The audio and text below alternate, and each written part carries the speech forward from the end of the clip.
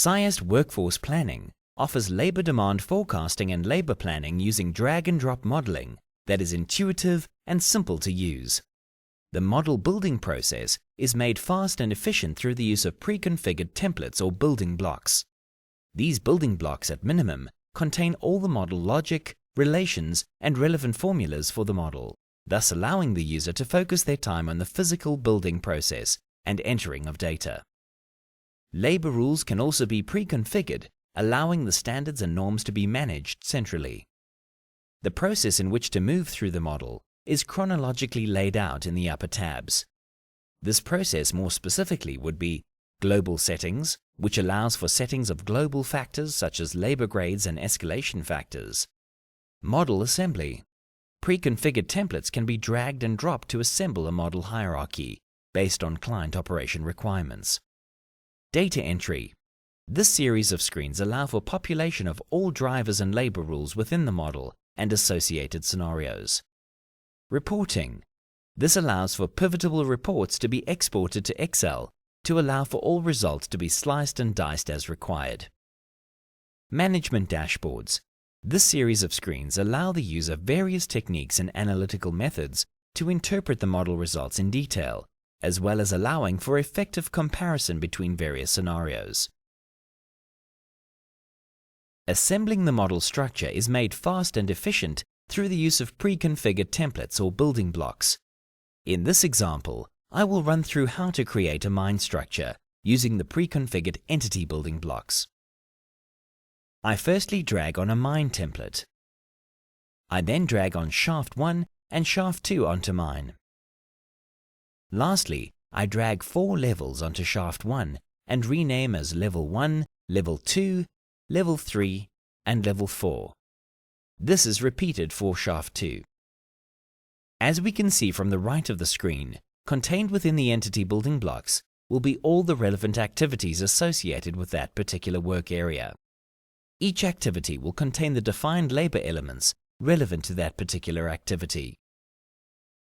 These high-level building blocks are configured during the workshop phase of any project, where this level of detailed modeling can be built to the client's specific requirements.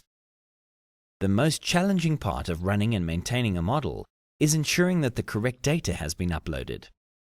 I will now run through a brief demo of how one would go about entering data into the model. Workforce planning makes use of drivers to forecast labor demand over the life of a project. Drivers can be anything from the tonnage in a production profile to the number of trucks or equipment that is required. Data entry and accumulation is a cumbersome process and is prone to error and misallocation. This issue is efficiently resolved in workforce planning through the use of Excel adapters. By clicking on the Create Data template, a full driver template report is exported into Excel. This template can then be populated or linked to exported reports from a mine planning system or the Cyest Mine Scenario Planner and then re-imported back into the model.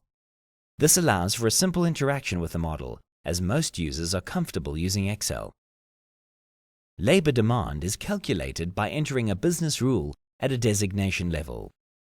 The individual rules in combination with the production schedule generate the required workforce demand to meet the production targets. I will be configuring the Cyest Stoping B2 designation on the stoping activity. Navigating down the tree and selecting the desired designation, the available inputs become available. I then select Stoping M2 to drive the designation demand from the drop-down menu.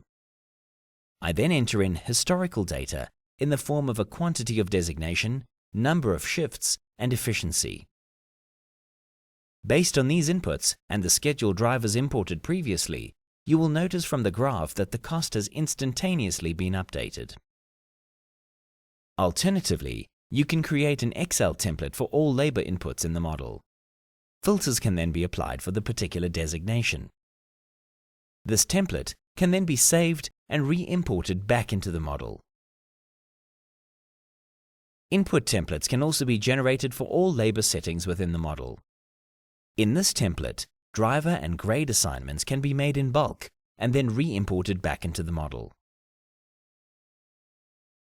Once all costs and revenue items within the model have been populated, a variety of standard Excel pivot reports can be exported. These reports allow great flexibility, as all calculated results can be sliced and diced as required. If changes are made within the cost reports after the original export, the report can be updated or refreshed rather than creating a new report, so that all table configurations remain. Standard reports available are the labor report and driver report. Multiple scenarios can be created within workforce planning to allow for effective comparisons between various options. New production schedules can be imported as a new scenario from the mine planning system or the Cyest mine scenario planner and the full labor plan forecast calculated. I will create a new scenario for a new production schedule. Firstly, I clone the current scenario. Then, I create a new driver template and populate the template with a new production schedule. This new production schedule is then imported back into the model.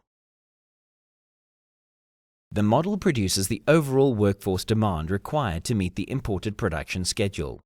This graph depicts the overall workforce labor in service quantities required over the entire period. The labor requirements for individual entities and activities can be seen by clicking on the left-hand side of the screen. Comparisons between scenarios can also be viewed along with a waterfall breakdown of the current labor demand. The labor activity breakdown screen shows the breakdown of labor across the main mining activities: direct mining, engineering, and services. Looking at the graph, it's easy to see that engineering and services remain fairly fixed, whilst the big increase in labor comes from direct mining. As direct mining is variable over time and engineering and services are more fixed, this graph shows how the efficiency is low in the initial months as the fixed portion of the labor is greatest. As the mine ramps up and hits steady state, direct mining begins to make up the largest complement of labor.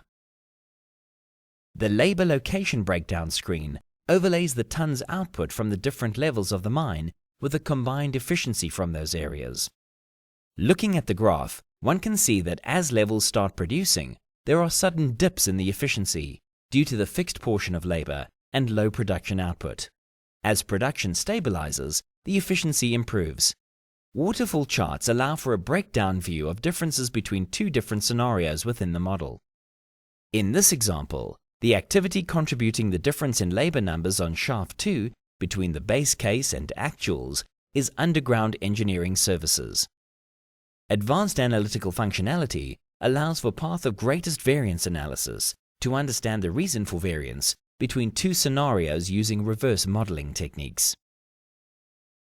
This root cause analysis ranks the designations and teams from highest to lowest with reasons for variance. In this example, Stope Serviceman C1 has contributed the greatest variance between the base case and actuals on shaft 2.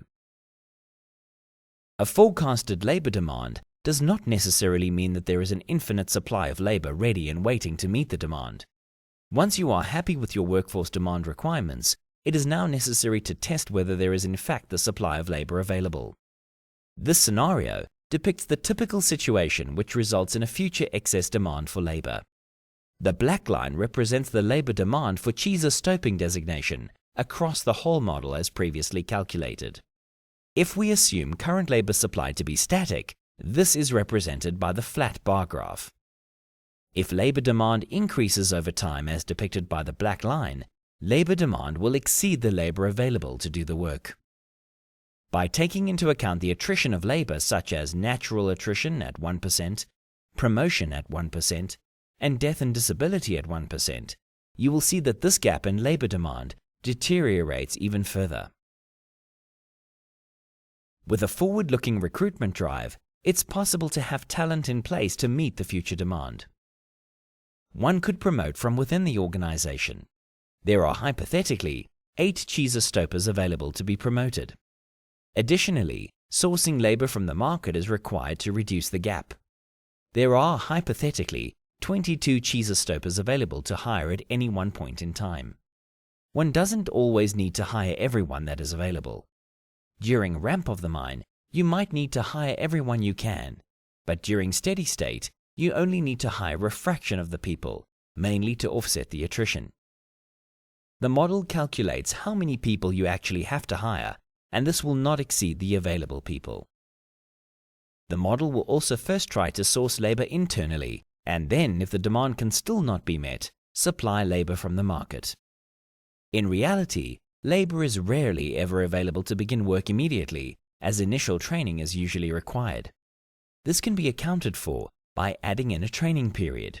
This training period will be the length of time the employee would need to be hired before they can begin work. In this example, I will add a training period of 2 months. From the chart, we can see that labor needs to be employed before it can be applied to meet the labor demand. This can result in employed labor actually exceeding labor demands. Once the labor supply has been modeled to meet the demand requirements, a full labor supply report can be exported. This report allows for a review of the full recruitment requirements. For more information, please refer to our full range of demo videos and brochures on our website at www.cyesttechnology.com.